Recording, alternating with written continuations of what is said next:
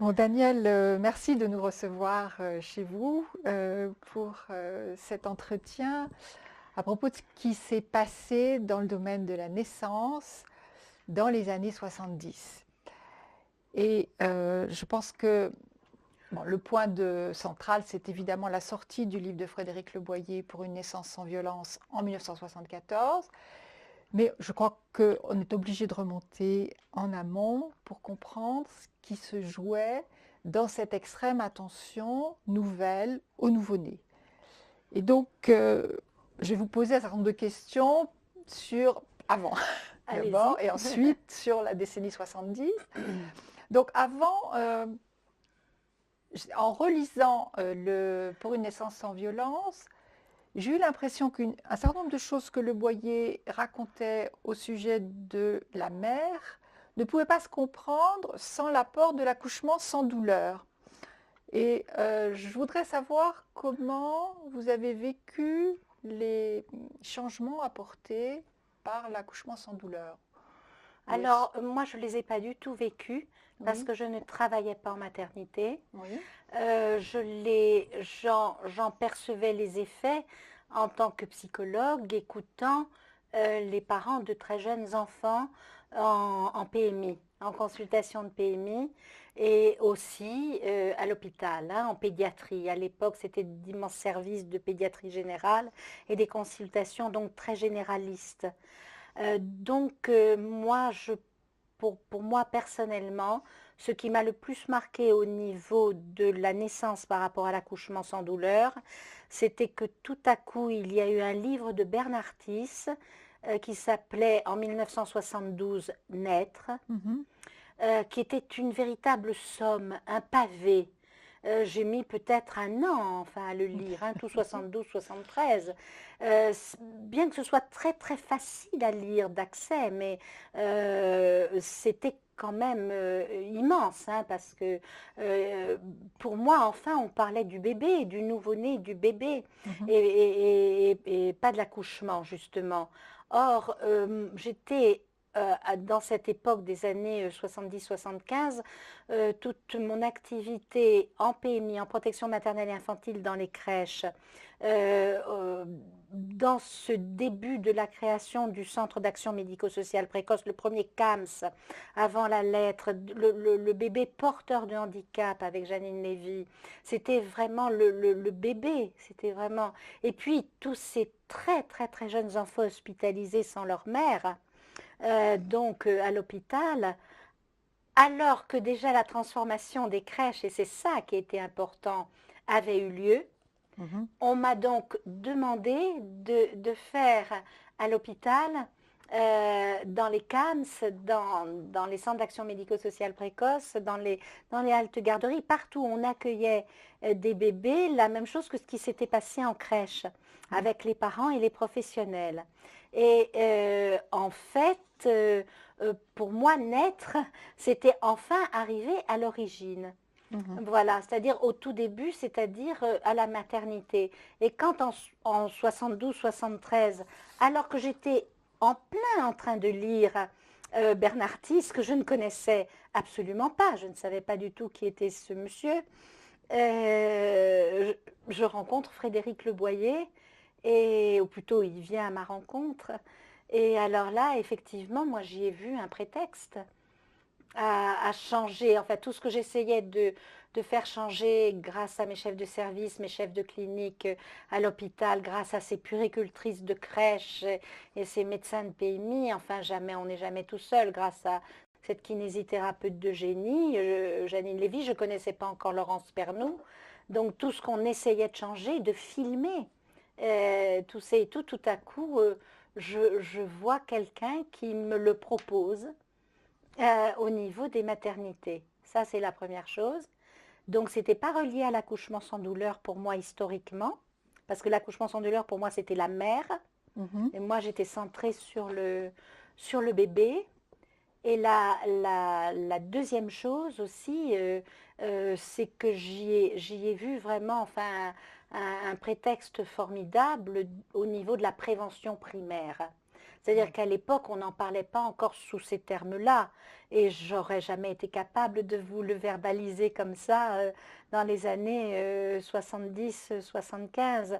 Mais le mot de prévention par rapport à la protection maternelle et infantile, je trouvais que quand on s'en occupait à l'école maternelle de la prévention, puis après en consultation de PMI, quand j'ai travaillé avec Myriam David et Geneviève Appel et toute l'équipe du professeur Soulet, mais c'est sûr que le mot prévention, à ce moment-là, pour moi, ça commençait à la maternité.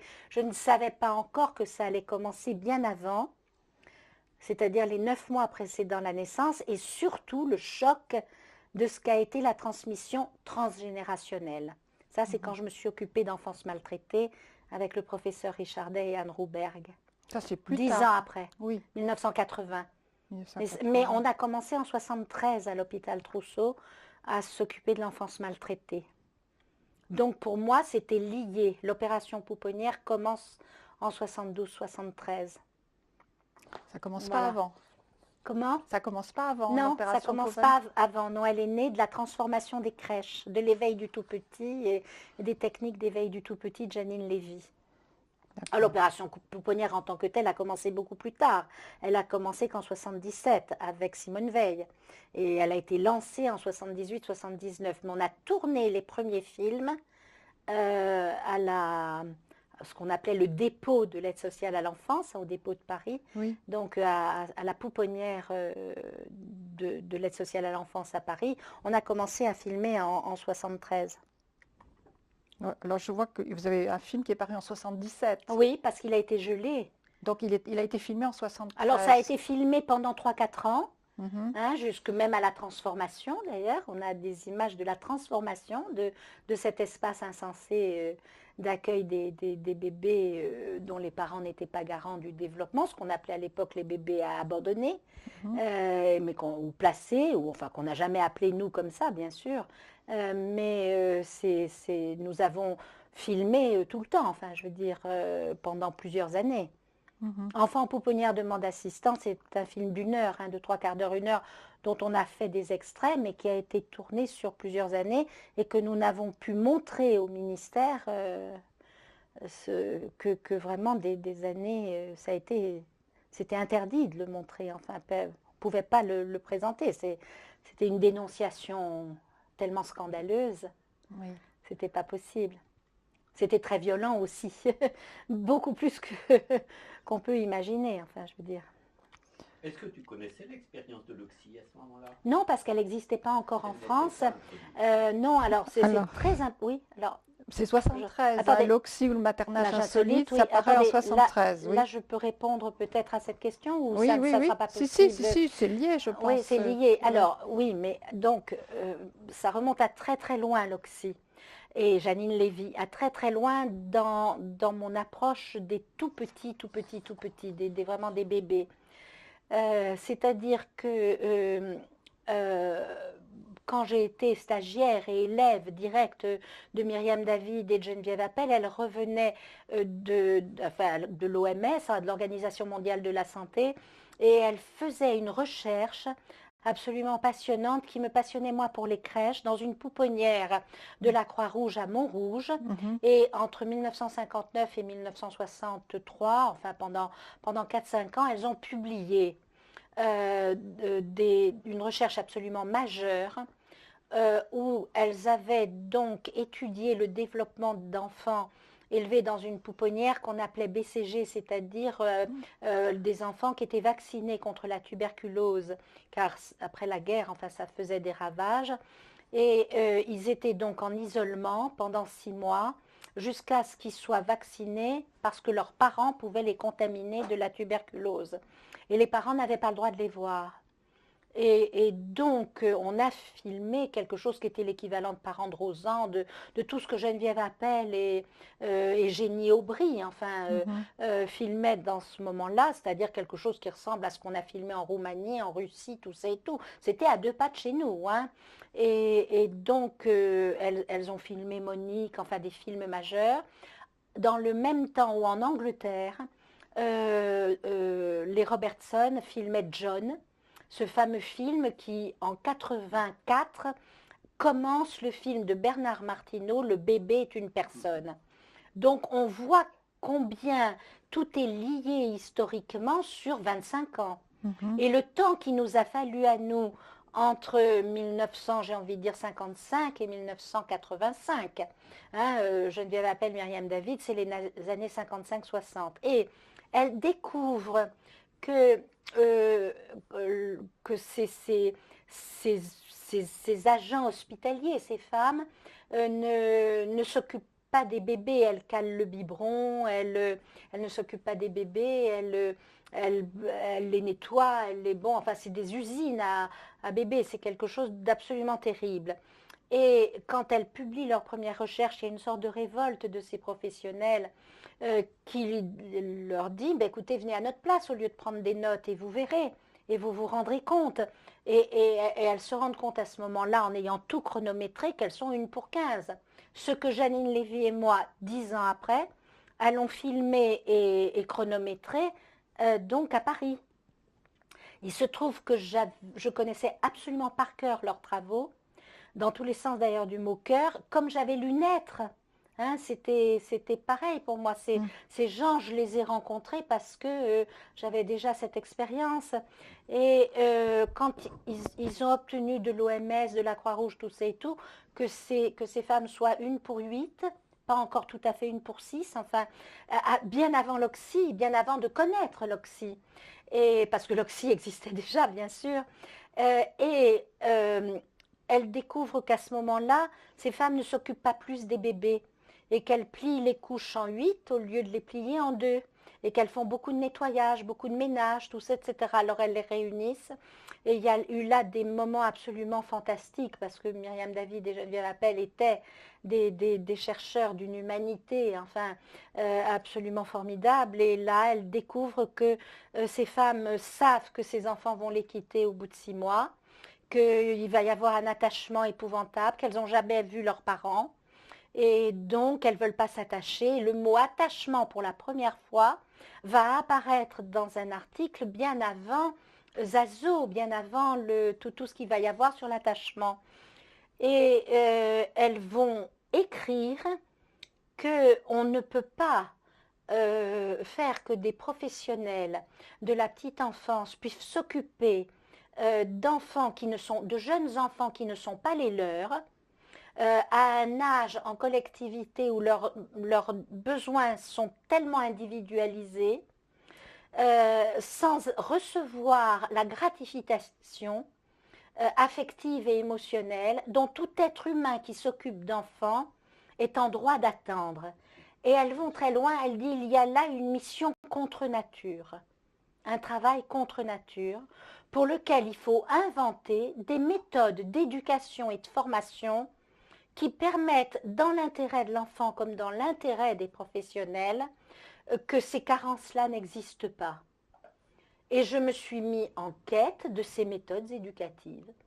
Je me suis dit, il faut que je les trouve. Et c'était en 63-64. Bon, je ne les ai pas trouvées. Et je rencontre un jour dans une crèche, en 66-67, une kinésithérapeute qui s'appelle Janine Lévy et qui va avoir une manière d'être avec les enfants et ce qu'elle va appeler avant tout le monde la motricité libérée. Avant tout le monde, ce n'est pas un corps, c'est un corps de relation. Avant Dolto, avant Grenier, avant tout le monde et tout. Et elle me dit... Et c'était par l'Oxy. Ah, bien sûr, voilà. Mais sans du tout connaître que Janine Lévy l'avait employé. C'était l'air du temps. Historiquement, moi je trouve que si on n'a pas une approche historique, tout le monde veut s'approprier tout. Bon, Janine Lévy s'en fichait complètement d'ailleurs, c'est pas la question. Mais je veux dire, les gens qui sont dans la doxa, comme dit Boris Cyrulnik, ou dans un dogme, ils veulent que ce soit eux les premiers, eux ceci, eux cela. Mais effectivement, il n'y a qu'à lire les textes, voir les films, entendre les films, enfin, etc. Oui. Et donc, à ce moment-là, cette crèche, elle venait rééduquer, et Dieu sait si ce n'était pas de la rééducation, une petite fille, et je l'écris donc dans Bien Traitance, qui avait une luxation de la hanche. Et donc, elle ne s'occupe pas du tout de cette hanche.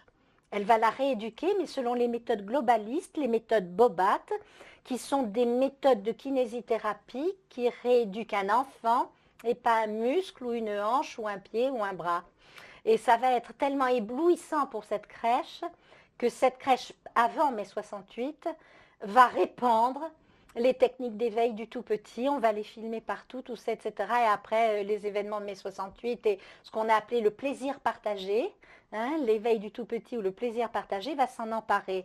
Et je rencontre donc des méthodes éducatives qui vont aller dans le sens de la conquête de l'autonomie, de l'éveil du tout petit et protéger d'un attachement émotionnel qui submerge les professionnels qui vont dire, alors elle va le dire dans son film, Janine Lévy en 70-71, enfin, qu'elles vont découvrir une autre manière d'être des éducatrices.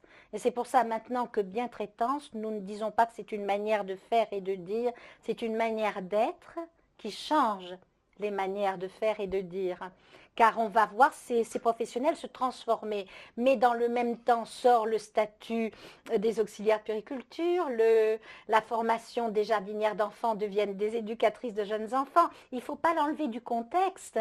Et quand Frédéric Le Boyer vient me voir, il m'apporte aussi, en fin de compte, une manière d'être avec le nouveau-né qui va changer les manières de faire et de dire avec tout le monde, enfin avec tout l'ensemble autour du nouveau-né. C'est pour ça, c'est vraiment, quand Étienne Herbinet m'a demandé de parler de la naissance sans violence en parlant de l'accueil, c'était le mot de Frédéric Le Boyer. Il parlait d'un autre accueil. Alors à ce moment-là, j'ai fait l'erreur d'appeler ce chapitre « Accueillir ». Et Oui, dans les cahiers du dans les cahiers du nouveau-né, Oui. et pas l'accueil du nouveau-né. Parce que accueillir, alors j'ai découvert pourquoi après il y avait tant de violence. Accueillir dans les dictionnaires, encore maintenant, 30 ans après, les exemples qu'on donne, c'est accueillir à coups de fusil, accueillir avec des huées. C'est-à-dire que accueillir, ce n'était pas forcément en 70 dans notre société, dans notre culture, forcément bien accueillir. On pouvait mal accueillir. Par contre, et on peut toujours mal accueillir. Par contre, et ça c'est passionnant, accueillant, accueillante, accueillir à bras ouverts, être accueillant. Voilà. Accueillir, c'est agir, donc on peut agir en bien ou en mal, et être accueillant. Et si j'avais maintenant à réécrire tout ça, je mettrais être accueillant avec le nouveau-né. Voilà, et pas accueillir. À l'époque, je pensais qu'accueillir, ça pouvait être... Mais quand Frédéric m'a proposé l'accueil du nouveau-né, moi, j'ai pensé qu'à accueil. J'étais partout en train d'essayer de travailler pour un autre accueil. Tous mes articles de l'époque commençaient comme ça, à l'hôpital, à halte garderie, en crèche. Donc, voilà. Et pour revenir sur le Oui. changement dans les crèches, donc dans les années 60, Oui. quelle place faites-vous au mouvement de mai 68, à ce qu'on a appelé le printemps des crèches? Alors, c'est une place absolument immense, considérable, historiquement, parce que ça n'a pas été une révolution politique du tout, ça a été une révolution culturelle. Et donc, comme toujours, quand il y a quelque chose de culturel, enfin, je sais bien qu'il y a eu les accords de Grenelle ou tout ça et tout, mais enfin, c'était pas les congés payés, c'était pas, enfin, le Front populaire, c'était pas ça. Hein, on peut pas, même s'il y a eu des transformations sûrement sur un plan syndical ou politique, c'était la libération de la parole. Et puis, comme pendant un mois, tout le monde était en grève, les parents faisaient la lessive donc ils étaient habillés, à l'époque, on était en plein peace and love avant la lettre. Donc il y avait déjà, les enfants étaient en violet, en rouge, en rose fuchsia. À l'hôpital, c'était tout à coup les parents étaient à l'intérieur il était interdit d'interdire. Donc interdit au public, c'était tombé par terre. Et puis il fallait bien surveiller les perfusions, fallait bien, enfin, donc tous les gens étaient là même à s'occuper des autres bébés. Enfin, c'était incroyable.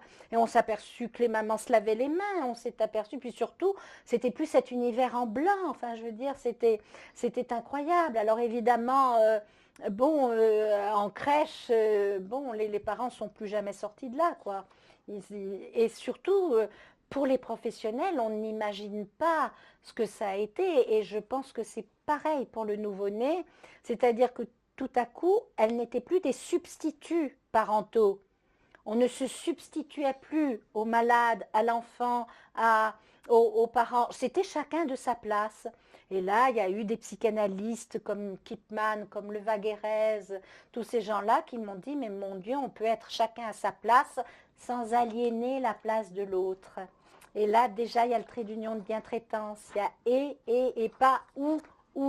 Ou la sécurité, ou la naissance sans violence. Alors il y a ce mot de Myriam David inouï au Centre international de l'enfance, quand je me suis fait tellement agresser, enfin au point qu'on m'a dit, votre place à l'hôpital maintenant, ben écoutez, on va faire en sorte que, hein, enfin moi j'ai failli perdre mon poste je ne sais combien de fois dans tout ça, mais mes chefs de service étaient tellement, enfin, me soutenaient tellement, ils avaient eu 10 ans d'avance de toute façon, je trouvais que tout ça était des évidences, hein. Et quand j'ai été tellement agressée, Myriam David s'est levée, elle a regardé tout le monde, elle a dit, mais écoutez, quand je vous entends, c'est comme si on ne pouvait pas sourire, parler et se laver les mains. Et là, tout le monde a été complètement, d'abord cette femme était tellement douce, extraordinaire, enfin tellement, enfin cette beauté intérieure, enfin, et tout. Et là, moi après, je me suis effondrée bien sûr en larmes, mais et puis de reconnaissance aussi, parce que après tout le monde m'a dit, mais oui, il faut continuer. Mais c'était à quel moment ça? Le centre international de l'enfance, ça devait être en 77, 78, avant les Ah oui, cahiers du nouveau-né, ou 76, 77, au plus fort de la polémique. Je la pourrais le polémique, le retrouver. Boyer. Oui, Ah oui, d'accord. Oui, d'accord. oui. Non, là, Oui, mais c'est la même, attendez, c'est la même qui a défendu à la pouponnière de Montrouge ces professionnels parce qu'on les attaquait. On disait c'est monstrueux de vous, c'est les infiltrés si vous voulez actuellement avec les personnes âgées. C'est la même chose, c'est-à-dire on filme, on dénonce, mais on n'énonce pas les difficultés comme je l'ai écrit et on n'annonce pas autre chose comme l'a fait Simone Veil. Elle a annoncé, enfin, la réforme de l'aide sociale à l'enfance, ça a été aussi la réforme des pouponnières. Donc quand je dis Myriam David, c'est historiquement pour moi c'est la même personne qui a permis ce que j'ai pu faire avec Janine Lévy après à Saint-Vincent-de-Paul, pour ne pas le nommer, mais après dans l'opération pouponnière, et puis bien sûr l'Oxy. Alors là, 73 sort l'Oxy. Bon, il a fallu 2 ans, hein, 74, 75, pour que vraiment on commence à voir les films, à comprendre ce qu'il s'agissait, tout ça et tout. Mais déjà alors, l'éveil du tout petit avait fait son travail enfin de transformation et tout avec mes 68, tout ça et tout dans les crèches. La motricité s'était complètement libérée vraiment partout et puis la conquête de l'autonomie et la place de l'éducatrice quoi et non pas seulement de la tati, enfin, de l'auxiliaire de périculture, enfin, il y avait vraiment une professionnalisation extraordinaire de ce plaisir partagé et de cette joie partagée. Et puis la libération de la parole, enfin, c'était quelque chose de formidable. Donc en fait, Myriam David ou Geneviève Appel, nous on a tout de suite fait appel quand on a fait l'opération pouponnière, étant donné ce que l'Oxy apportait de plus, de différent, de beaucoup plus global à Geneviève Appel pour qu'elle puisse prendre la direction de l'animation du comité de pilotage à l'opération pouponnière. Et pour elle, la naissance sans violence faisait partie de tout ce qu'elle avait souhaité promouvoir dans sa vie professionnelle. Alors évidemment, elle ne s'occupait pas de nouveau-nés, puisque les enfants qui arrivaient en pouponnière avaient quelquefois 8 ou 10, 15 jours, ou beaucoup plus, 2 mois, 5 mois, 6 mois. Mais pour elle, ça aurait dû commencer par la naissance sans violence.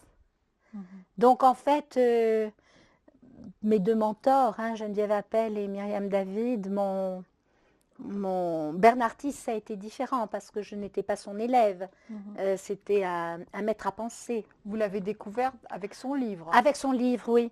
Mais je oui. ne le connaissais pas. Non, je l'ai découvert avec la création du Graine. Oui. Quand il m'a téléphoné à la suite de la publication de l'enquête que j'ai faite sur les bébés Le Boyer, je l'ai cité en exergue parce qu'il y avait quelque chose d'extraordinaire en 72 dans ce livre. Vous savez, on me reprochait quand même par moments ma passion, mon enthousiasme, ma ténacité qui était quelquefois un peu idéalisante ou enfin c'était vous savez quand on défend une cause ou bon et puis j'étais rien une psychologue vacataire non médecin enfin Oui, on n'est rien non médecin, je pense non que c'était médecin très enfin on n'est important. rien moi Oui, c'est les médecins qui m'ont porté qui m'ont aidé oui, qui m'ont accompagné ils étaient mes internes ils disaient ma psychologue puis mes chefs de clinique puis mes chefs de service ils disaient toujours ma psychologue enfin je veux dire donc en fait sans ces très très grands pédiatres on oublie que Brazelton était pédiatre, que Winnicott était pédiatre, que Françoise Dolto avait fait une thèse de pédiatrie. Tous ces gens, ils étaient au niveau du corps des bébés. Enfin, ils étaient complètement proches de ce qui s'incarne. Hein, et le Verbe s'est fait chair. Hein. Je ne sais pas si Saint-Luc ou Saint-Matthieu étaient pédiatres, mais enfin, c'est quand même les premiers qui l'ont dit. Hein. Alors la parole... je crois que c'est hein, Saint-Jean. c'est Saint-Jean même, merci. Ah, quelle mécréante. Mais pas tellement, la preuve. Donc en fait, on était... on était quand même très proches. On n'était pas dans les psychanalystes qui s'entretuent. Tout le monde était dans les parents, l'enfant et le bonheur de les guérir. Hein. Et puis voilà, quoi. Et puis qui quittent la crèche en étant accueillis en maternelle. Alors je vais quand même vous citer dans l'introduction de Naître. Il y a une phrase que j'avais soulignée, que j'avais agrandie, tous et toutes Bernardis, encore une fois que je ne connaissais pas, parce que je me suis dit, voilà, ça, vraiment, je le dirai tout le temps, pour qu'on arrête de penser que j'idéalise les choses. Mais on ne change pas simplement par des mots les humains. Voilà. Alors, pour moi, la naissance sans violence, ce n'était pas des mots. C'était des gestes, une manière d'être, c'était du concret. Quand il est venu m'expliquer ce qu'il faisait, à aucun moment il est venu m'expliquer ce qu'il pensait. Le Boyer, il ne m'a pas parlé d'une idéologie autour d'une naissance sans violence. Tout ce qui s'est passé après autour de cet homme qui avait une formation psychanalytique et de yoga et des Indes et tout ça, etc. Moi, à aucun moment, il ne m'a parlé de ça. Il m'a parlé de ce qu'il faisait. Et moi, c'était ça qui comptait pour moi, car on ne change pas simplement par des mots les humains. Et comme j'ai mis ça en exergue de mon enquête, Bernardis m'a téléphoné en me disant, écoutez, je ne vous connais pas, mais vous êtes bien la seule à avoir lu ce livre. C'est vrai qu'il avait eu très peu de lecteurs à l'époque. Oui, oui. Voilà. Et après aussi, en fait. Hein, je crois Et que après aussi, oui. c'est un livre Ouais. qui n'a pas Qui n'a trouvé pas, son non, il n'a pas lectorat. été réédité. Non, non. Voilà, non, il non, serait non. réédité maintenant, je crois quand même que ça vaudrait la peine, hein, parce qu'il y a tellement de choses. Mais enfin, il y a énormément de choses qu'il a publiées qui sont dans ce livre Oui. maintenant et qui sont dans plein d'autres livres. Voilà, Oui. oui. Donc, oui, naissance sans violence, ce sont des gestes, mais aussi des paroles, enfin, parce que Oui. Le Boyer parle. Alors, c'est ça qui était formidable pour moi, c'est qu'il m'expliquait, je dirais pourquoi il est venu me rencontrer peut-être d'abord, et après je vous dirai ce qu'il m'a expliqué, et qui fait que je l'ai beaucoup écouté. Il est venu me voir donc en 1972, j'étais déjà, enfin je commençais à créer ce qu'on a appelé, non pas le printemps, mais on pourrait dire le printemps, le plein temps des psychologues. C'est-à-dire que je me suis rendu compte que pour vraiment être intégré à une équipe et évoluer avec elle et comprendre vraiment ce qui se passe avec les médecins, les aides-soignantes, les soignants, les gens qui travaillent la nuit à l'hôpital, tous, etc. Et les parents, vraiment, il fallait un plein temps. Or, à l'époque, j'étais sur plusieurs hôpitaux et puis sur plusieurs crèches. Et donc, petit à petit, j'ai eu de plus en plus de vacations et je suis là toujours la rencontre. Hein. On n'est jamais seul, une psychologue ou un psychologue seul. C'est comme un bébé, ça n'existe pas s'il est seul. Et ça, Winnicott a bien raison. J'ai rencontré un administrateur, M. Rousseau, à la PHP, comme à l'Assistance publique Hôpitaux de Paris. Et comme tous les statuts des professionnels changeaient à l'époque, les sages-femmes, tout ça, etc. Et que je faisais partie souvent de groupes qui travaillaient sur le contenu non pas des missions, ça c'était pas du tout, j'étais pas du tout compétente, mais sur leur formation et sur les programmes de formation, en formation initiale. Donc il m'a rencontrée par rapport au statut des psychologues et c'est comme ça que cet administrateur a créé le plein temps. Et dans ce plein temps des psychologues, on a décidé, mais c'était après mai 68, on ne pourrait plus maintenant, hein, de créer l'IFR, enfin, c'est-à-dire un temps, 25% d'intervention, formation et recherche. Et donc, j'avais la possibilité de faire des recherches ou de la formation ou des interventions dans ce plein temps. Et à ce moment-là, Frédéric Le Boyer me rencontre en me disant, voilà, je voudrais que vous fassiez une recherche. Alors moi, tout de suite, mon oreille, là, j'étais dedans. Et il venait de la part de deux personnes qui ne se connaissent pas. C'est ça qui était très intéressant, parce qu'il avait entendu parler que je pratiquais les baby-tests. Et je venais d'écrire un article sur les baby-tests et que les chiffres, ça se déchiffre, hein, et que les preuves, ça s'éprouve, hein, prouver et prouver, et que en fait, ces tests, c'était des prétextes à relation, observation, tout ça et tout. Donc ça m'a amusée parce que lui, il voulait des chiffres et que j'écrivais le contraire. Il voulait des preuves que ses enfants, enfin, allaient être peut-être exceptionnels ou tout ça et tout. Il voulait que je les voie. En tout cas, il voulait que je leur fasse passer des tests.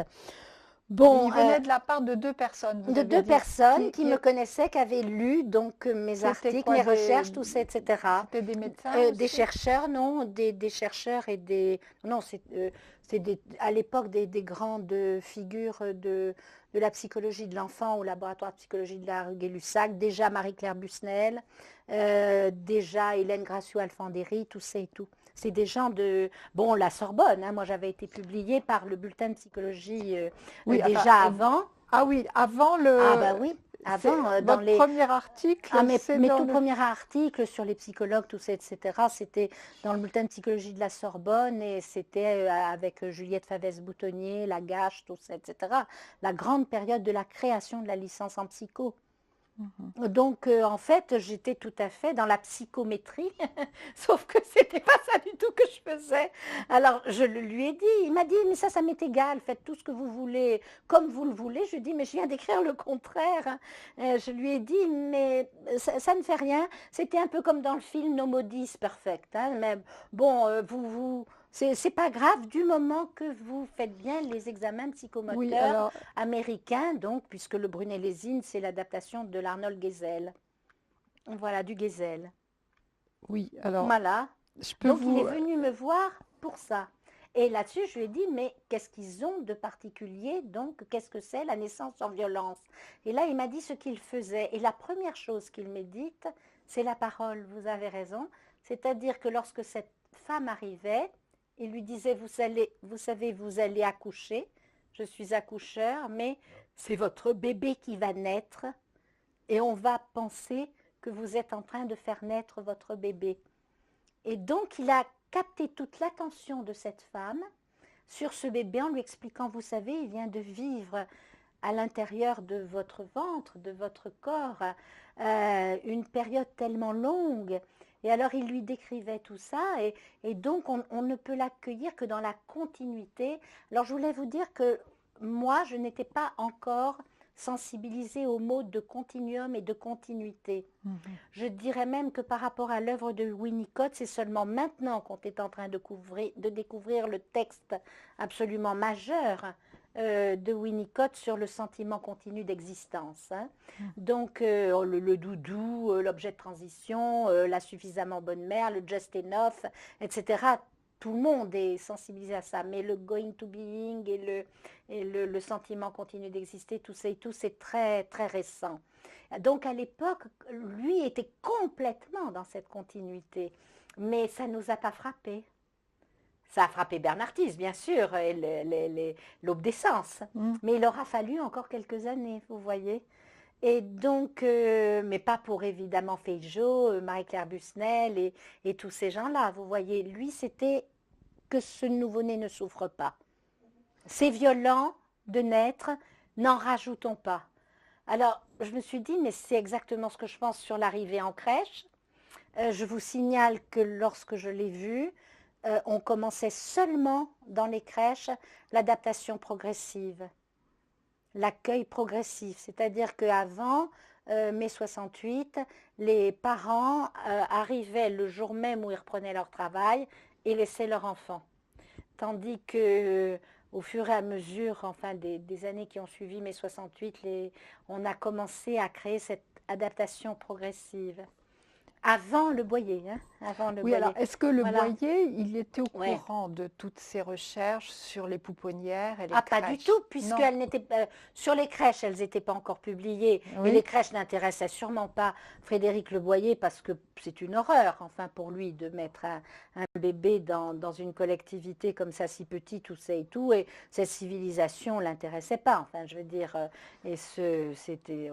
Je veux dire, c'est épouvantable. Enfin, d'ailleurs, on peut se poser des questions si, sans être pour ou contre, et dans quelque chose de tellement agressant ou agressif par rapport à ces femmes qui ont besoin de travailler, tout ça et tout, il n'y aurait pas d'autres propositions qu'on pourrait leur faire. Hein. Il y a des pays quand même où, sans casser complètement la carrière d'une femme et sans revenir à des combats, enfin vraiment d'arrière-garde, on peut aussi commencer à parler de la fragilité des nouveau-nés et des bébés. Hein. Je crois que ça, sur ce plan, enfin, je pense qu'il y aurait tout un débat non socio-économique et culturel à faire. Hein, voilà.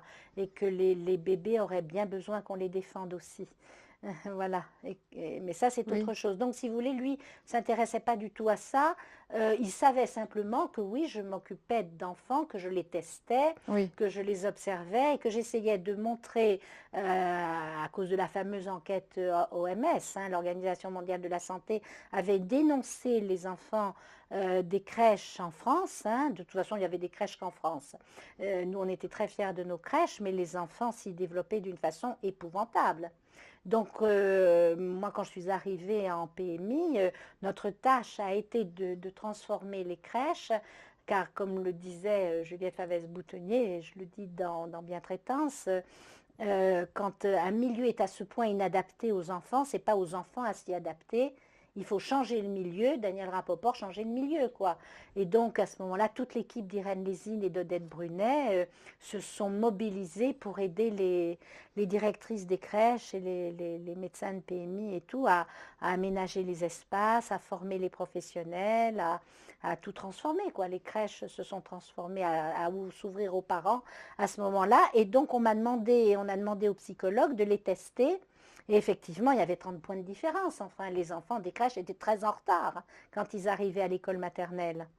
Par contre, après, maintenant, tout le monde veut mettre son enfant en crèche, tellement ils sont éveillés, autonomes, et tout. C'est quelque chose qui est vraiment là historique. Mais Oui, par rapport à la Alors question de donc, oui, oui. Oui, la question de Marie-France, c'est d'où vient cette grâce qui fait que Frédéric Le Boyer, il découvre le bébé comme souffrant au cours de l'accouchement.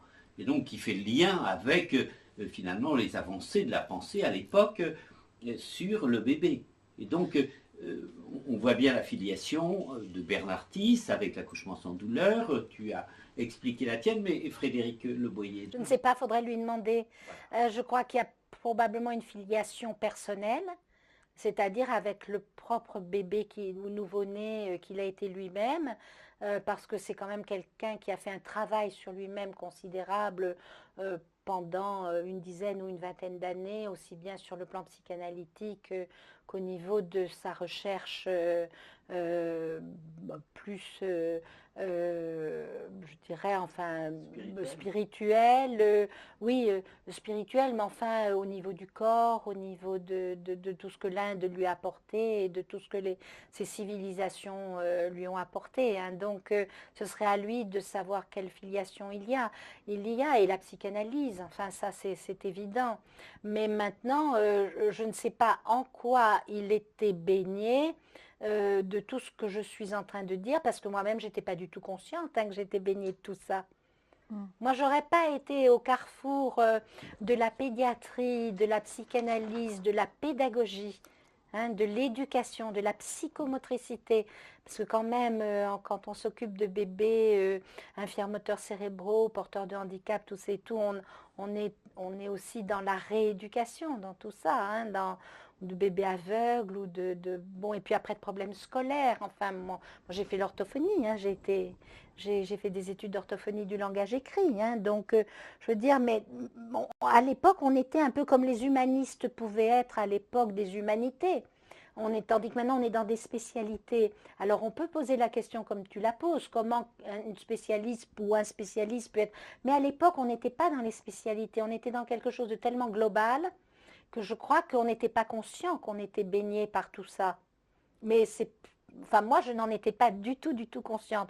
Puis, j'avais pas le temps de réfléchir. De toute façon, il fallait tellement faire de choses que... Enfin, je réfléchissais sur ce que je faisais, mais j'avais pas le temps de faire cette réflexion capitale, effectivement, que tu poses, c'est-à-dire quelle est la filiation. Oui, alors Ouais, est-ce que, ouais, bon, alors c'est une question beaucoup plus large, peut-être vous ne pourrez pas ouais. répondre.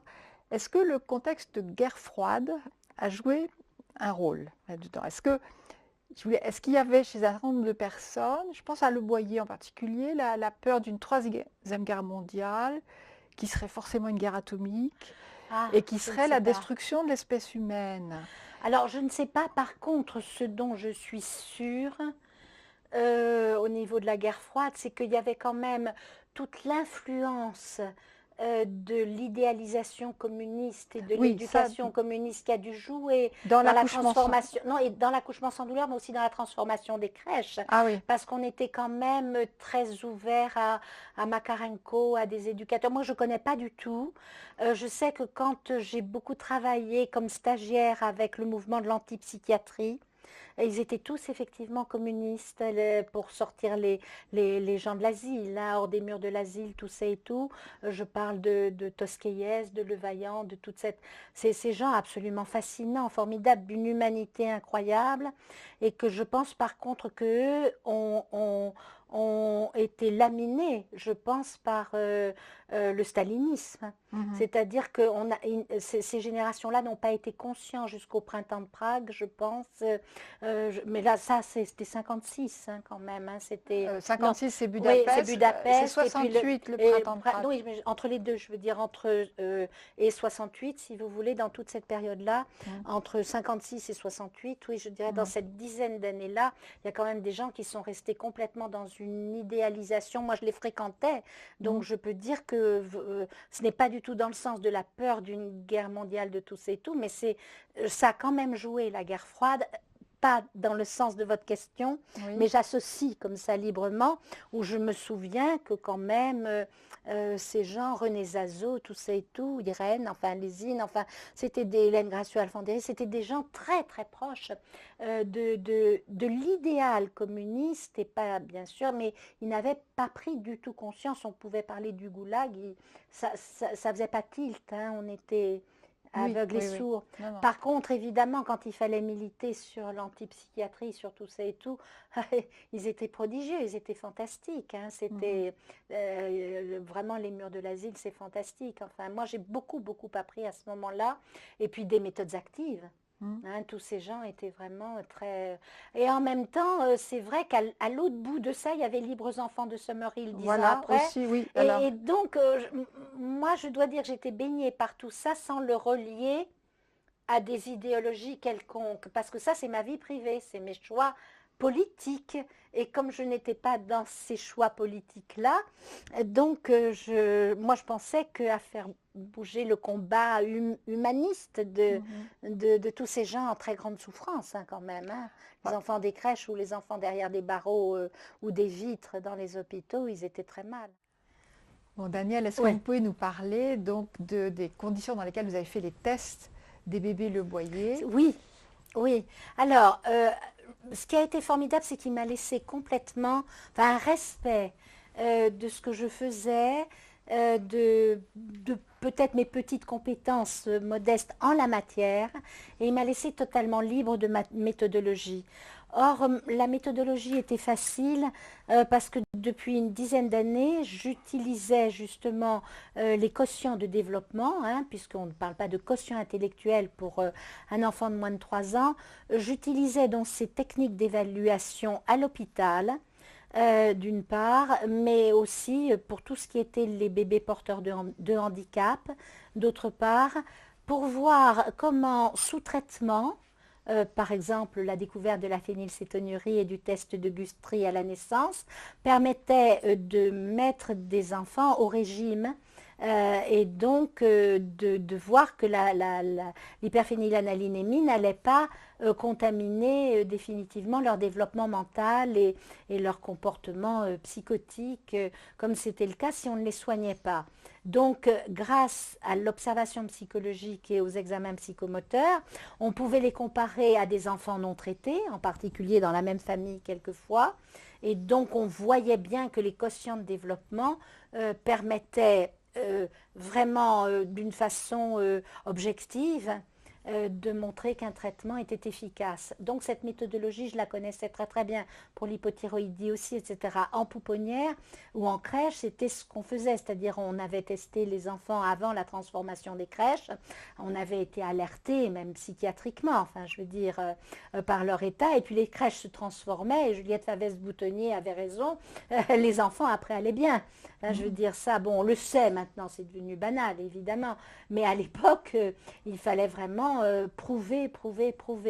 Donc, cette méthodologie, je la connaissais très très bien, elle avait été tout à fait même validée par des recherches INSERM, hein, ou au CNRS, quand je faisais partie de groupes de recherche sur ce plan. Et donc, je lui ai proposé cette méthodologie, c'est-à-dire de faire les tests des enfants et puis un entretien et une observation globale de ce qu'en disait la famille et les parents. Donc, c'est ce que j'ai fait. Alors, ce qui m'a beaucoup étonnée, c'est que quand on fait un planning, on dit planning maintenant, mais enfin à l'époque on disait population, matériel, méthode, en fait, etc. On sait que lorsqu'on convoque des gens, on en perd la moitié. Donc là, je m'étais fait avec toutes les listes qu'il m'avait fait, puisqu'il fallait que je proposais de voir les enfants à 1 an, à 2 ans et à 3 ans. Mon hypothèse étant qu'à 1 an de la naissance, donc de toute façon il s'était arrêté depuis 1 an, je n'avais pas le choix. J'étais quand même assez proche, c'était encore des nourrissons, enfin, et tout, avant la marche, si vous voulez. Bon, qu'à 2 ans, il y avait déjà quand même tout le langage qui s'installait et l'autonomie. Et puis à 3 ans, avant l'entrée en maternelle, je savais qu'après, il y avait tellement de facteurs qui allaient jouer que comme je n'avais pas du tout la prétention de faire une recherche, je faisais une pré-enquête au cas où après une recherche soit déclenchée. Donc qu'on ne me fasse pas dire que j'ai fait une recherche sur les bébés Le Boyer, jamais. Hein. Ça a été donc une enquête, hein, une pré-enquête, et ça sur un échantillon donc significatif, je savais le faire. Donc je l'ai fait pendant 1 an et demi. Et en fin de compte, je n'ai pas eu à utiliser tout son panel parce qu'ils sont presque tous venus. Y compris quand au début j'ai fait ça à la clinique où les enfants étaient nés. Et puis après, je les ai fait carrément à assistance éducative et recherche, puisque grâce à mon temps formation, intervention, recherche, j'avais pu faire ça donc à l'AER, à assistance éducative et recherche, qu'on avait créé avec Janine Lévy, à côté du CAMS, du Centre d'action médico-sociale précoce. Et là aussi, ils se sont déplacés, ils se sont venus. Ça a été ma première surprise, qu'il y a eu relativement peu de pertes, un peu plus sur les enfants de 3 ans, parce que à ce moment-là, beaucoup de gens déménagent. Et puis c'était une population tout à fait de tout venant.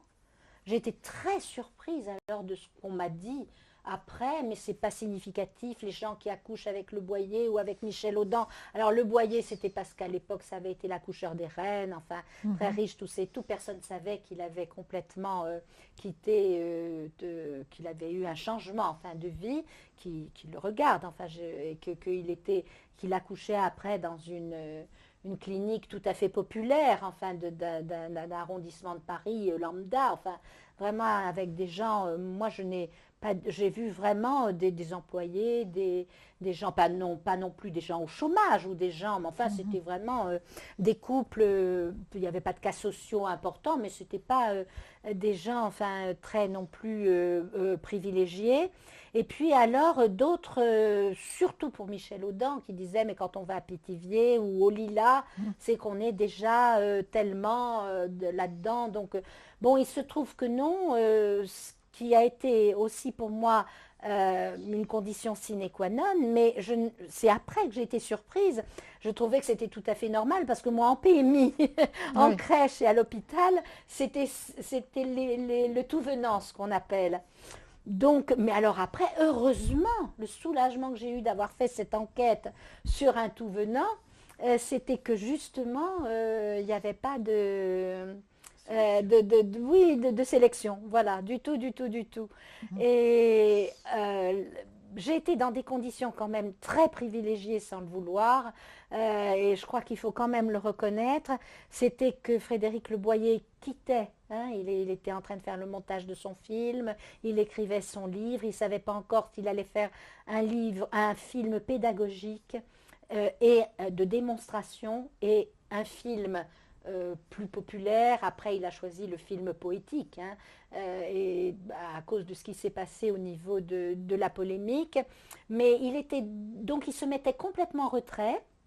Et du coup, je me suis retrouvée avec des gens un peu déçus de me voir moi, et Mhm. parce que je les avais convoqués au nom du docteur Frédéric Le Boyer, tout ça et tout, parce qu'ils voulaient re-rencontrer ce monsieur. Et donc après, évidemment, avec les jeux, avec l'émerveillement des consultations de ce genre et tout, bon, tout se passe bien, hein, et tout va bien. Mais donc j'étais dans des conditions presque objectives, enfin de neutralité, voire de un peu de jeu, un peu sur la réserve, enfin donc c'était intéressant ça. J'ai quand même été dans des conditions d'enquête presque idéales, quoi. J'aurais voulu ça, ou quelqu'un de l'extérieur aurait voulu ça. Ça m'a quand même aidé après à savoir que oui, je pouvais défendre cette histoire-là. Mhm. Voilà, alors donc j'ai fait ça très tranquillement, et, et il y a énormément de choses qui m'ont frappée par rapport au tout venant de mes consultations, puisque j'avais encore une expérience quand même de 15 ans en PMI, et de consultation de PMI, tout c'est tout, et l'hôpital. Euh, ce qui m'a frappé, c'est l'absence totale de demande psy de ces gens-là. Ah, qu'est-ce qu'on est content de voir une psychologue. Combien de fois j'ai entendu ça à propos t'as écouté, si vous saviez justement, il y a ça qui, oh, vous savez, son petit frère, oh, sa grande sœur. On est assailli, même en vacances, même dans un salon, même Mhm. dans un, on est obligé de se protéger. En tout cas, moi, à l'époque, et c'était des gens, bon, passé leur déception et comprenant très bien. En plus, eux, ils avaient pas toujours pris conscience chez les primipares, c'était très intéressant, chez les secondipares. Alors là, elle ne ferait un troisième enfant que si c'était avec ce monsieur. Mhm. Mhm. Chez les secondipares, chez les primipares, elle s'était pas tout à fait rendue compte que c'était exceptionnel. Alors elle me racontait que il y a un papa, enfin des papas qui m'ont raconté aussi qu'après, dans leur bureau, tout ça et tout, quand elle racontait ce qui s'était passé, tout le monde était très très étonné. Donc il y a eu aussi des conditions extrêmement intéressantes parce que ne connaissant pas le Mhm. combat qui allait se passer après, ben, je pouvais faire une analyse d'un recueil de données simples de choses qui revenaient tout le temps, tout le temps, tout le temps, ou pas tout le temps, ou deux tiers, ou un tiers, ce qu'on fait dans une enquête banale de Mhm. sociopsychologie ou de psychologie sociale. Voilà. Alors, c'était pas de la psychanalyse, c'était pas tout ça. Moi, j'étais sur changer l'accueil, hein. Mhm. J'étais donc sur quelque chose de très concret, et j'étais surprise qu'on donne une importance à tout ça parce que ça n'avait pas cette prétention. Du tout, du tout, du tout. C'est pour ça qu'après, je me suis mis complètement en retrait. Voilà. Qu'est-ce que vous Oui. avez trouvé sur ces Alors, bébés je quand... voulais aussi dire que la grande surprise que j'ai eue par rapport à ce que je faisais en PMI, ou même en consultation hospitalière quand on ne travaillait pas le samedi, c'est que là, j'ai vu quand même relativement beaucoup de pères. Mhm. Or, dans le film de Le Boyer, dans ce qu'il m'en racontait, et j'étais pas encore sous l'influence de Bernardis et de son combat. Et effectivement, les pères, si j'avais pas travaillé le week-end à l'hôpital ou tard le soir, on les voyait pas beaucoup, et pour ne pas dire même pas du tout. Et là, tout à coup, j'ai vu beaucoup de pères arriver. Alors, j'en ai parlé plus tard à Frédéric Leboyer, et il a trouvé ça tout à fait bon. Enfin, il ne voulait pas qu'on l'enquiquine avec ça, hein, parce qu'on lui avait reproché, hein. Et en fait, j'ai plus compris quand j'ai revu le film sous cet éclairage-là, et après je vous dirai ce que j'ai trouvé, c'est que, enfin je vous dis là quand même déjà ce que j'ai trouvé, c'est que il y a eu beaucoup de pères, alors ils ne savaient pas qu'ils s'identifiaient. Mais quand on a vu notre bébé comme ça dans le bain, et puis ses gros bras velus, alors je ne m'étais jamais aperçue qu'il avait des manches toutes courtes et qu'il avait des bras costauds, enfin effectivement, tout ça. On s'est dit, bah, pourquoi pas nous? Alors, elle a dit, pourquoi pas moi? Les pères me disaient, oh, mais vous savez, moi, je voulais rencontrer ce monsieur, vous lui direz, parce que, ce bain, moi, c'est ma femme, elle allait pas très bien, c'est moi qui ai donné le premier bain. Eh ben, vous voyez, je savais que j'allais pas le casser, je savais que j'allais pas le faire tomber. C'était tout à coup, et je découvrais, et là, je l'ai dit, pas dans mon enquête, mais dans les 3-4 années qui ont suivi, les pères empêchés. Et j'ai commencé à écrire sur ces pères empêchés. Et que quand on laisse les pères faire tout de suite le bain, et pas, eh ben non, ils ne font pas tomber les bébés. C'est incroyable. Mais il y avait une identification. Et il le mimait devant moi. Et il y a ce père qui m'a bouleversée, qui après, donc, je crois que c'était avec un enfant déjà plus grand, qui m'a dit c'était très important, il n'a pas dit consultation, cet entretien, ce n'était pas des consultations. Et de me rappeler tout ça et tout, on voudrait tellement un autre enfant maintenant, ma femme et moi. Et puis il a laissé sa femme partir avec l'enfant, il m'a regardé, il m'a dit, mais moi, de mon enfance, quel bain pourra m'en laver? Mais jamais je n'ai cherché à dire à ce père, mais rasseyez-vous, expliquez-moi, dites-moi. Je n'étais pas psychologue. Vous voyez ce que je veux dire, voilà. Regardez dans mon, je n'ai pas, j'ai pas interviewé là-dessus, moi dans mon. Là, il brode. Non, il brode pas vraiment parce que pour l'autonomie, par contre, je le confirme. Alors, pour les enfants traités par l'autonomie, mais ça, c'est pas la même. Non, pas traités, mais dans l'accouchement autonomique, accueillis autonomiquement. Là, il parle de son. Oui, mais je vais vous dire, c'était de l'autonomie. Et même, je vais vous dire, les bébés que j'ai vus, moi, à la clinique, alors que le Boyer n'était pas là, hein, et tout, avec cette fameuse surveillante, c'est une anecdote que je dis volontiers, maintenant il y a prescription, je peux vous dire qu'ils étaient vraiment différents, sécurisés, paisibles, complètement sécurisés, simplement ils auraient dû être près de leur mère. Moi, je pense que, comment vous dire, un bébé comme ça, comme je les ai vus moi, induit chez les parents un tel émerveillement. Des parents qui me disent, oh, mais nous on a eu de la chance, il ne nous réveillait pas, il était tout ça et tout. Oui, oui. Ce qui m'a frappé, c'est leur absence de demande. Alors j'ai pas eu à leur demander est-ce qu'il a besoin du nounours, est-ce qu'il a besoin de ça, tout c'est tout. Moi j'ai laissé parler.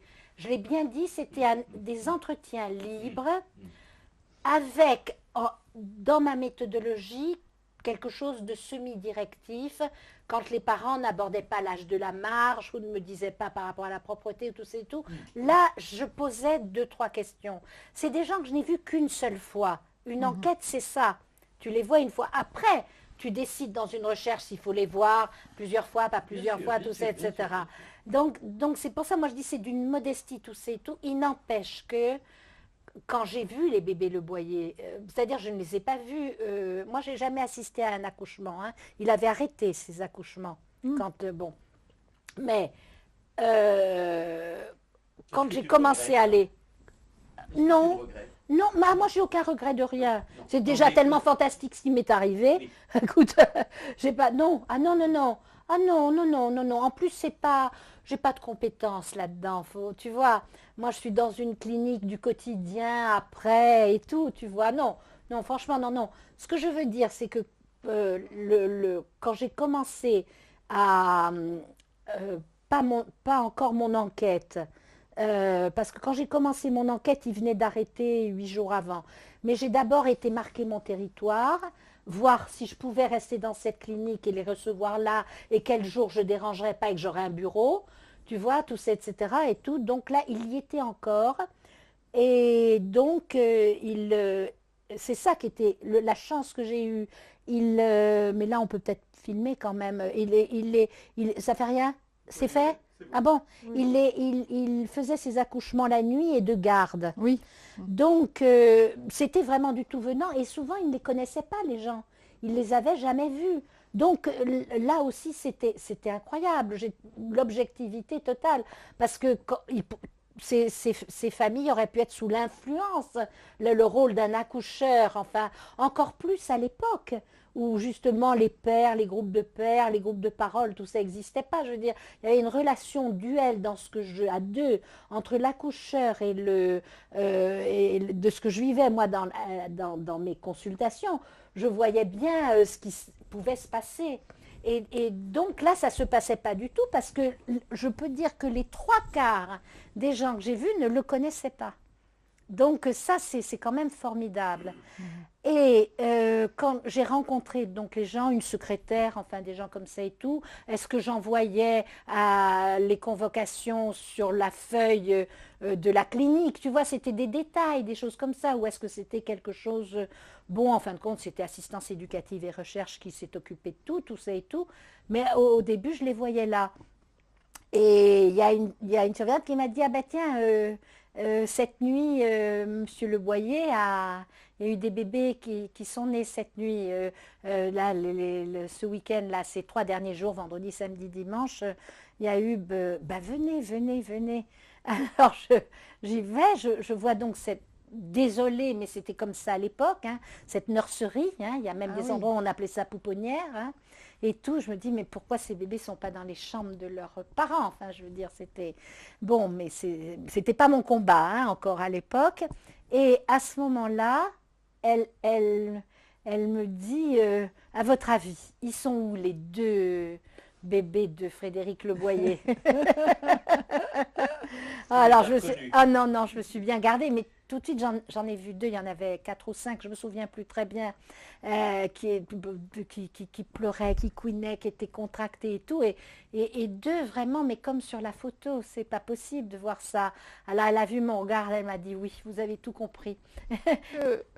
Quand Le Boyer faisait ses gardes de nuit, donc, dans cette clinique, est-ce que les pères assistaient à l'accouchement? Alors, non. Ça, Non. mais à l'époque, aucun père n'assistait. Donc moi, Sauf ça ne dans m'a pas l'accouchement choquée. sans douleur, quand Sauf même. dans l'accouchement sans douleur, et puis aussi chez Velay, tout ça, etc.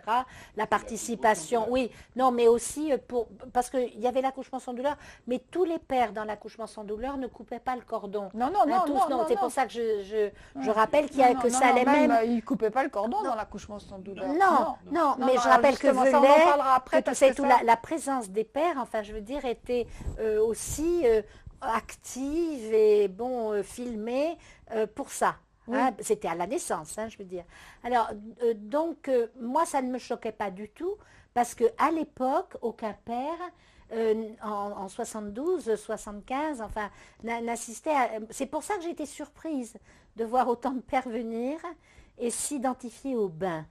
Ça, c'est quelque chose dont j'ai pu, moi, témoigner. Donc, Et alors, ce qui a été alors, ils avaient extraordinaire pour moi... assisté au bain, alors, Oui, quand même. ils les faisaient venir. Il y en a certains, quand les pères le demandaient, mais oui. Ah oui. Et Frédéric, après, m'a dit, ah oui, oui, parce que j'ai dit, vous savez, j'ai des messages à vous faire. Il y en a beaucoup qui voudraient... Donner le bain. non, non, qui voudraient que vous repreniez des accouchements pour avoir un 2e ou un 3e enfant. Alors, mais moi, je ne l'ai plus revu après, mais c'était quand je lui donnais les résultats de ce que je faisais, et quelquefois, je l'accompagnais en province. Il m'est arrivé d'aller à des conférences qu'il donnait, hein, parce qu'on commençait à m'interroger, surtout après l'émission de Jean-Pierre Elkabbach. Oui. Là, on a vraiment...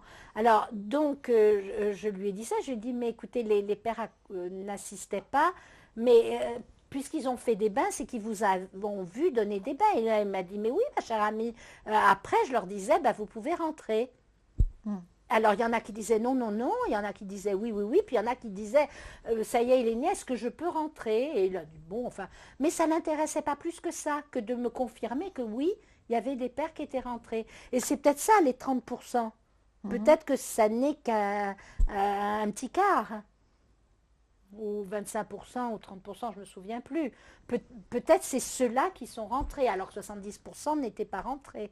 Oui. Mais c'est là que moi, j'ai pris la conscience des pères empêchés. Ça, j'y attache beaucoup d'importance. Pour moi, on est encore dans ce combat des pères empêchés Bien sûr. et avec les conséquences que ça va avoir sur les divorces, sur les demandes de garde, sur les conflits. On est encore dans des choses très difficiles de tout ça. Donc à l'époque, j'étais complètement à côté de ça encore, parce qu'historiquement, ça ne correspondait à rien, quoi. Voilà.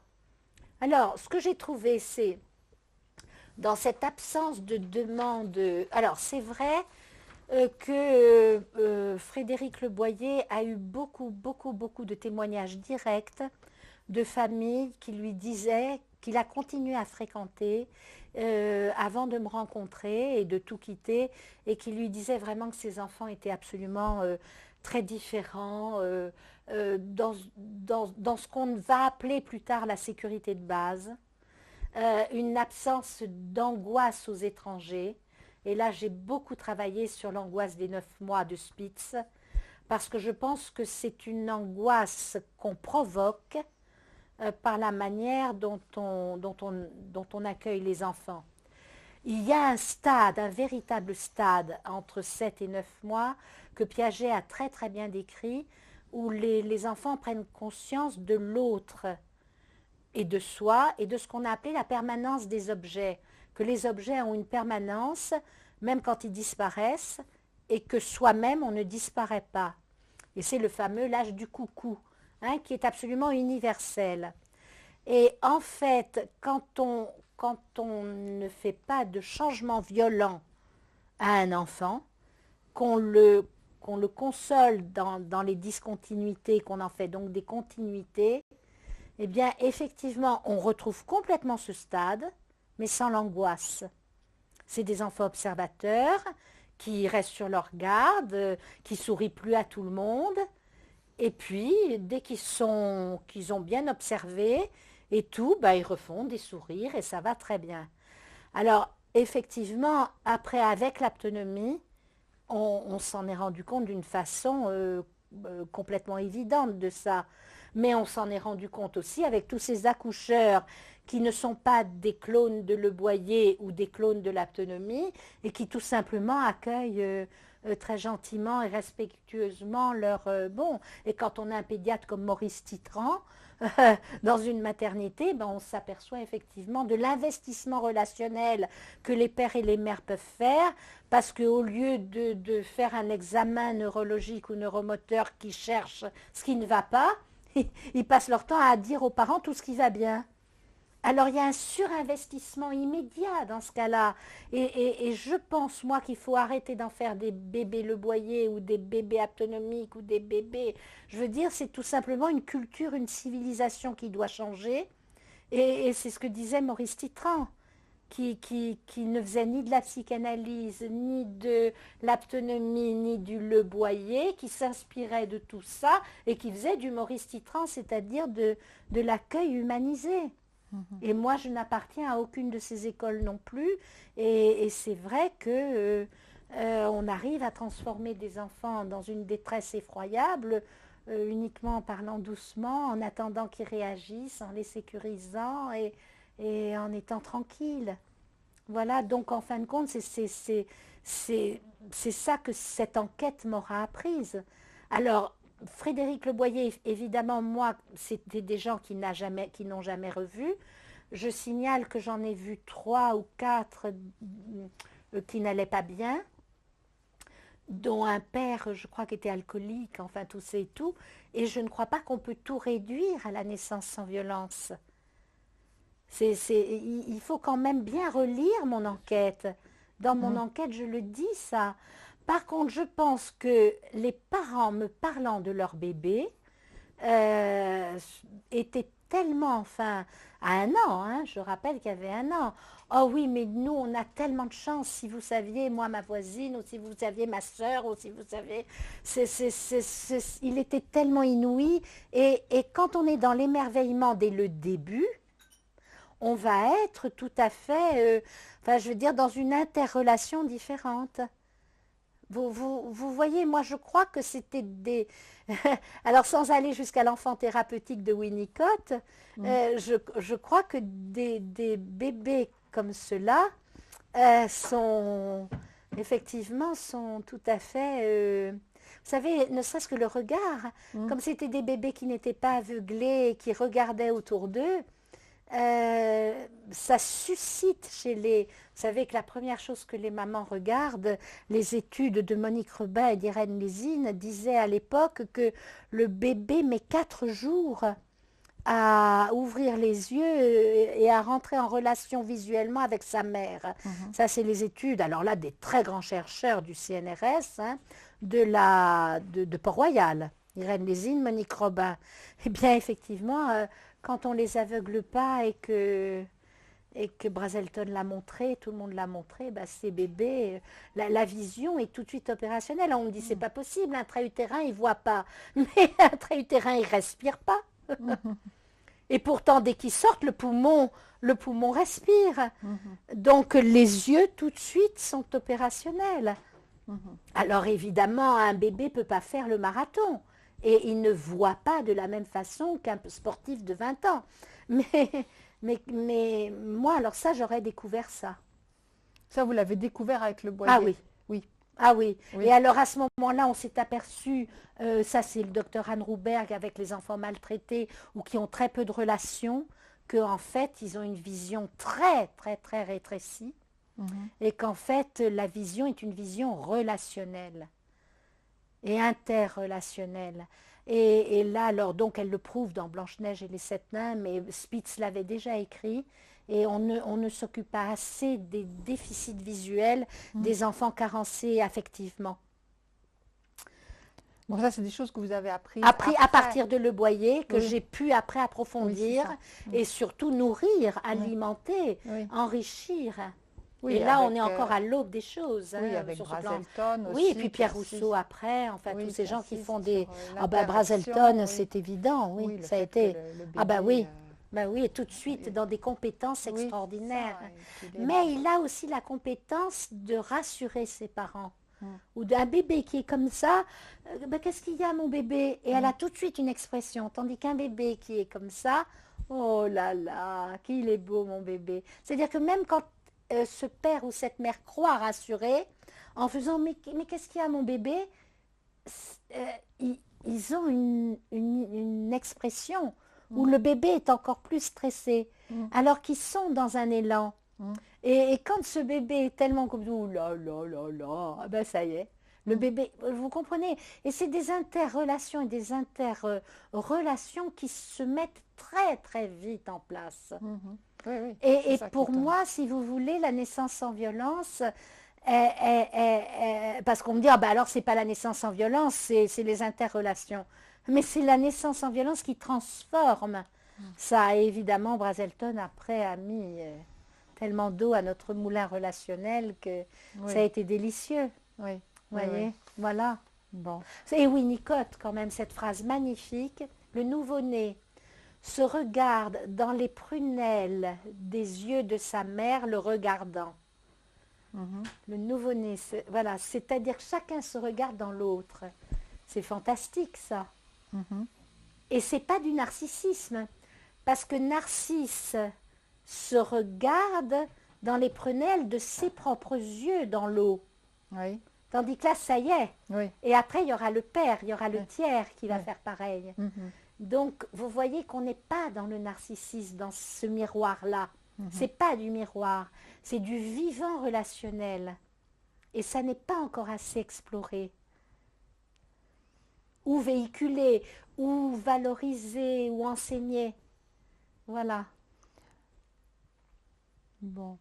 Alors, au niveau de cet éveil aussi, tout le monde m'a demandé vos quotients, vos quotients, vos Oui, quotients. oui, le QI, Alors, c'est vrai que le quotient. il faudrait faire des recherches beaucoup plus approfondies, bien sûr, là-dessus, par rapport à des gens qui pratiqueraient totalement la naissance sans violence.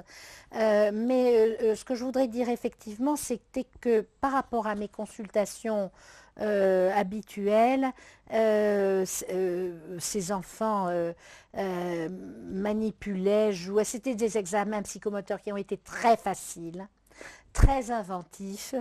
Ils utilisaient les jeux un petit peu autrement, tout ça et tout. Or, à l'époque, il faut bien se rendre compte que ni Fisher-Price ni Fernand Nathan ne s'étaient emparés des tests psychomoteurs. Les enfants n'avaient pas encore la boîte aux lettres, Non, les non. planchettes, les encastrements, tout ça et tout. Donc, c'était extraordinairement significatif pour moi. Hein, dans les crèches, ils se jetaient sur ma manette de test. Enfin, je veux dire, là, c'était vraiment des enfants très étonnés qui manipulaient, qui regardaient, et puis qui après étaient très, très, très, très adroits, très, très tranquilles et tout. Moi, j'ai eu très, très peu de consultations d'enfants à revoir parce qu'ils m'inquiétaient. J'en ai Ouais. eu que 3. 3 seulement, Ouais, donc sur ouais. un total Oui, de 3 ou 4 sur 100 et quelques, 115 je crois. sur Un peu 115. plus de 100, oui. Oui, J'avais fait les pourcentages après sur 100. Enfin, on d'accord. m'avait corrigé Oui. les pourcentages, oui, mais j'en avais vu un peu plus que 100. Mhm. Parce que justement, ils sont venus plus nombreux. Donc, il y a eu aussi ça, c'est que vraiment, là, ça a été très, très intéressant. Mais j'avais quand même demandé à Frédéric Leboyer, et par rapport à ce que vous me posiez comme question sur la guerre mondiale, la Troisième Guerre mondiale et la peur de... Je lui avais posé comme question, mais quand un enfant, quand ça se passe mal, parce que moi, évidemment, j'ai des échantillons biaisés à l'hôpital, hein, d'enfants qui ont eu des naissances souvent très difficiles, tout ça et tout, ou même en consultation, je voyais des enfants qui avaient des troubles du sommeil, des troubles de l'alimentation, des difficultés. Quand on remontait à la naissance, il y avait le cortège, enfin, vous savez, la naissance a été horrible, ou bien, lui, ça allait, mais moi, j'allais très très mal, on m'a enlevé mon bébé après, j'avais pas de lait, ou ceci ou cela, enfin, je veux dire, c'était une litanie de plaintes, donc je ne pouvais que là être étonnée d'avoir si peu de demandes, si vous voulez, tout. Il y avait des questions un peu d'éducation. Bon, enfin bon, je ne peux pas dire que c'était un chemin pavé de roses non plus, j'ai jamais idéalisé. Mais ça n'a rien à voir avec une demande psy importante. Alors je lui avais quand même demandé avant, hein, quand un équerre, aux enfants malades, c'était pas encore un équerre enfant malade, je lui avais demandé, mais quand ça se passe mal, qu'est-ce que vous faites, tout ça et tout, il dit, je fais ce qu'il faut et après je le console. Et est-ce que Alors, sur la série que tu as eue, oui. il y avait eu des accouchements difficiles? Oui, il y en a eu 2 ou 3, mais où après, ça s'est bien passé. Il n'y a pas eu, effectivement, dans ce listing, mais bon, en même temps, j'en avais été étonnée d'avoir eu si peu de... Mais en même temps, dans ce type de maternité, 90% des accouchements se passent bien. Alors encore plus peut-être avec le Boyer, dans la mesure où si quelque chose s'était mal passé, qu'il voyait que ça se passait mal, où il transférait, où il le faisait avant, puisqu'il disait à cette femme, il prévenait cette femme que, bon, mais de toute façon, il y a très peu d'accouchements qui se passent mal, enfin, il faut quand même le dire. Oui. Alors moi, j'avais été très étonnée, parce qu'à l'hôpital, on a quand même... moi, j'avais plutôt 50% des enfants que je voyais en génétique ou en neurologie ou en neuropathologie automatiquement, enfin, qui ne se passaient pas bien. Alors, j'avais été quand même étonnée de ça et donc je m'en étais inquiétée au niveau du listing de tout ça et tout. Et en fait, on m'a dit, ben non, parce que il y a très peu d'accouchements qui se passent très mal. Donc, il n'y avait Et pas de je pense qu'à césar. la clinique, non, il n'y en Pas de a pas eu une, césarienne. non, non. Et je pense qu'à la clinique, s'il y avait eu ce danger-là, Frédéric Leboyer aurait passé le relais. Je pense, dans ces accouchements qu'il faisait la nuit. Des forceps? Non, Non. non, aucun. Non, j'ai pas eu du Alors, tout c'était de quoi choses comme ça. les accouchements mais difficiles? C'était je quoi? n'en ai pas eu, moi, dedans. Ah non, ou que ça a été très long, tout à coup elle a eu très mal, ou que, bon, il a dû... parce qu'il était tout le temps, mais laissez votre bébé venir. Enfin, c'était un accouchement, c'était l'enfant qui allait naître, c'était pas elle qui... Oui.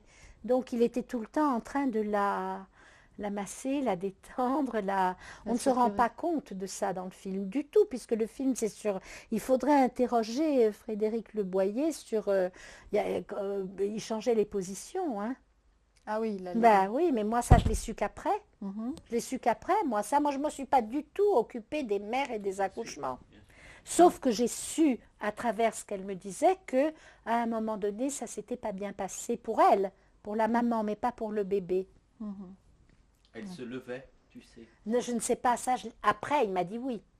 Mhm. Après, il m'a dit que quand c'était trop long, quand il y avait des difficultés, tout ça et tout, il les faisait marcher, il les faisait s'asseoir en position asymétrique, tout ça et tout. Je l'ai su des années après, par Michel Audin.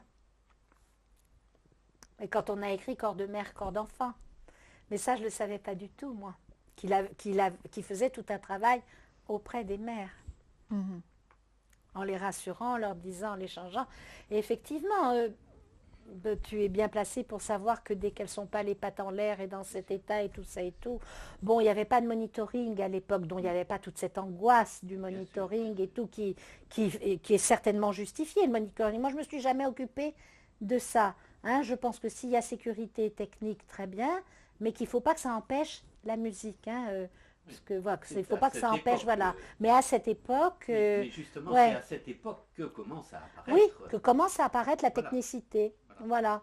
Mais moi, c'est vrai, sur cette population de 70-73, je n'ai pas entendu parler de monitoring ou de choses comme ça. Mhm. Et parce que qu'est-ce qui fait Ouais. scandale à l'époque? Parce que Oui, finalement, alors moi je voudrais qu'on arrive Ouais. effectivement aux résistances, oui, qu'est-ce qui fait scandale? D'accord. Je Ah voulais bah, quand même dire que cet éveil, le fait d'avoir des quotients enfin, à 105, 110, 115 105, 110. au Brunet-Lésine, enfin des tests psychomoteurs, c'est pas des quotients intellectuels. Mhm. C'était effectivement au-dessus de la moyenne parce que ils étaient au-dessus de la moyenne parce que je n'ai pas eu d'enfants qui n'allaient pas bien. Il aurait suffi que j'en ai une dizaine ou une vingtaine qui aient des quotients à 70 ou 80 ou 90, je veux dire, moi, et tout de suite cette moyenne serait tombée à 100. Mais il se trouve qu'effectivement, ces enfants, sans être du tout exceptionnels, extraordinaires, surdoués et tout, étaient dans un très bon éveil psychomoteur. Mhm. Voilà. Et effectivement, on me l'a reproché. On a dit ils sont plus intelligents que les autres, des choses comme ça, etc. Moi, j'ai pas trouvé, hein, j'ai pas trouvé, mais j'ai trouvé qu'ils étaient très très investis par les parents, émerveillants, donc parents émerveillés, donc automatiquement c'est stimulant. Mais à l'époque, les enfants n'étaient pas surstimulés comme maintenant. Peut-être ils seraient maintenant à 130 ou 140, je ne sais pas, parce que maintenant on suréveille tellement des enfants comme ça. Là, ils étaient émerveillants affectivement et dans leur... c'était plus relationnel et émotionnel, mais en une fois, j'ai jamais pu approfondir ça. C'était pas du tout mon rôle. Et c'était des Ouais. accouchements simples. Simple. Oui, et Ouais. c'était des accouchements Accouchement simple. Il faut le dire, oui, oui. Oui. J'ai eu quand même cette chance. Alors le scandale, dis-nous. Les résistances. Moi, alors, ça m'a pas du tout C'est à étonnée. partir du moment où le livre a quand été publié. le livre et le film. Oui, donc. Le livre et le film. Il a fait énormément, énormément de projections du film. Et avec beaucoup de journalistes, de gens, mais beaucoup de philosophes, de sociologues, Moi, j'y assistais pas, hein, je ne savais pas. Mais par contre, j'ai été très, très... pour moi, j'avais tourné la page. Hein, et donc, Le Boyer allait prendre la suite. Hein. J'ai été très, très, très étonnée de la violence de tout ça au début, pour une raison très simple, c'est que pour moi, accueillir ce petit nouveau-né en douceur et ne pas en faire un petit paquet était une évidence. Bon, je ne m'interrogeais pas encore sur le sacrifice des bébés, le sacrifice des innocents, le sacrifice de Moïse en fin de compte, de d'Oedipe, tous tous les changements de civilisation s'accompagnent d'un sacrifice d'enfants, hein, dans la mythologie, mais pas que dans la nôtre, hein, parce que on le voit bien aussi chez les Indiens Sioux, enfin je veux dire dans la mythologie indienne, tout ça et tout, on a vraiment l'impression qu'il faut sacrifier un enfant quand il y a, bon, Oedipe, c'est quand même un changement de civilisation au niveau de l'inceste, enfin au niveau du respect des générations, tout ça et tout, Moïse au niveau de la loi, Jésus-Christ au niveau de l'amour, comme disait l'autre, et tout est relatif, disait Einstein. Mais bon, je veux dire que quand on regarde la liste, on voit qu'il y a des sacrifices d'enfants dans toutes nos mythologies. Donc j'ai commencé à réfléchir, mais pourquoi on fait ça aux bébés? Pourquoi on fait ça aux enfants à l'époque? Pourquoi on fait quoi aux enfants? Cette violence. Ah oui. Ce que je voyais à l'hôpital, ce que je voyais dans les crèches, ce que je voyais, on appelait quand même la pouponnière, les pouponnières des dépôts de l'aide sociale à l'enfance. Hein, et encore maintenant, les mères disent qu'il faut se dépêcher parce que je dépose mon enfant à la maternelle. Oh là là, je dépose mon enfant à la crèche, je prendrai mon courrier plus tard. On dépose encore, enfin, je veux dire, donc on est encore dans cette... les enfants, ils sont au service des adultes dans notre culture. On est encore avec des... c'est effrayant, enfin, je veux dire. Donc, avec aussi du bien, enfin, je veux dire, on dépense pour Noël, on a un budget en France de cadeaux de Noël qui est le plus grand d'Europe. Hein. Donc, je veux dire, on sait bien comment la culpabilité peut nous faire compenser les choses. Mais par contre, une fois que j'ai vu la volée de bois vert et de résistance au changement, alors là, immédiatement, moi, mes mécanismes de défense se sont mis en marche et j'ai appuyé sur le bouton et bon, je l'avais vécu pour les crèches. C'était monstrueux quand je suis arrivée en crèche. Enfin, ces enfants qui se balançaient, qui se tapaient sur tout ça. Pour les bébés, enfin, je me souviens de la rééducation à l'hôpital de ces bébés qu'on mettait, on en mettait 5 sur une table, et la kiné, on rééduquait un muscle, un truc, et les parents dans la salle d'attente se demandaient lequel hurlait. Au bout de 5 minutes, tous les 5 hurlaient, donc il n'y avait plus de problème. Enfin, je veux dire, ce qu'on a vu, enfin, c'est les visites sont interdites, les visites sont terminées, monsieur, dame, ces gosses qui hurlaient, enfin, Oui, les mères qui ne pouvaient pas les prendre dans les bras, ils étaient attachés dans des corsets, enfin. Oui, l'humanisation de l'hôpital, oui. Là c'est une question de date. Oui, elle est avant. Le décret paraît en 83. Oui, mais il commence déjà avec Simone Veil. Hein. C'est Simone Veil qui a lancé l'humanisation de la pédiatrie avec un H majuscule. Et vous imaginez que ça s'est appelé humanisation, ce que tout le monde me disait, ah bon, parce qu'on n'est pas humain. Ben oui, vous êtes humain, mais le milieu est inhumain. Enfin, je veux dire, c'était épouvantable. Puis on arrachait les enfants, enfin, je veux dire, aux parents, on les déshabillait, on les mettait on les langeait en abduction, enfin, je veux dire, c'était terrible. Alors, bon, donc, ce que je veux dire, moi, j'étais tout le temps dans à me battre tellement, enfin, à rendre les bébés Moi, j'ai eu un chef de service on a signé contre moi que si l'enfant avait un accident dans les bras de sa mère, c'était la psychologue qui était responsable. Et mon chef de service est arrivé en disant, ici, c'est moi qui suis responsable, c'est pas ma psychologue. Alors, vous m'enlevez ça, vous le mettez au panier. Bon, après, tout le monde avait le doigt sur la couture du pantalon, mais en même temps, enfin, je veux dire, c'était d'une violence. Enfin, et il a suffi, je m'excuse de dire ça, qu'un enfant meure étranglé dans les cordons de son corset pour qu'immédiatement la circulaire interdise que les enfants soient attachés dans les lits et que les parents aient le droit de les prendre dans leurs bras et que oui, ce n'était pas les microbes des parents. J'avais quand même démontré que 24 personnes se relayaient auprès d'un bébé en 3-4 jours et qu'on interdisait aux mères de venir les prendre. Et en plus, j'avais voulu faire une photo, mais je ne l'ai pas faite, et je m'en mords les doigts, le plombier. Alors le plombier avec un nourrisson de 4 mois et demi, la mère derrière les vitres, en train de voir, et lui en train de tousser et tout, il sort ses mains toutes noires et il fait kili au bébé, et il s'en va. Enfin, je veux dire qu'il y avait une photo à prendre, enfin je veux dire c'était monstrueux. Alors là le 24e c'était le plombier, c'était un sketch de Fernand Reynaud à l'époque, c'est le plombier, et là le professeur Brissot m'a dit maintenant ça suffit, on laisse les parents rentrer dans... Et c'était en 71. Hein. 71, Ouais, là. Vous êtes sûre 71. oui. Alors, l'école dans l'hôpital, Mhm. 71. Donc, l'humanisation de la pédiatrie, c'est Simone Veil donc, qui a décidé de généraliser ce qui se faisait à Necker Enfants Malades, où j'étais la psychologue du professeur Mozzi-Conazzi. Et puis après du professeur Grisselli, qui a vraiment tellement, enfin d'ailleurs le film sur la circulaire de 83, un hôpital pour les enfants, a été tourné au service du professeur Grisselli, puisque à la mort du professeur Brizzo à Trousseau, je n'avais pas pu filmer. Mais il y a quelques passages, et le film est à la mémoire et en hommage au professeur Brissot qui avait tout fait, quoi. Tout y était, quoi. Les jardinières d'enfants, les éducatrices de jeunes enfants, les enfants habillés...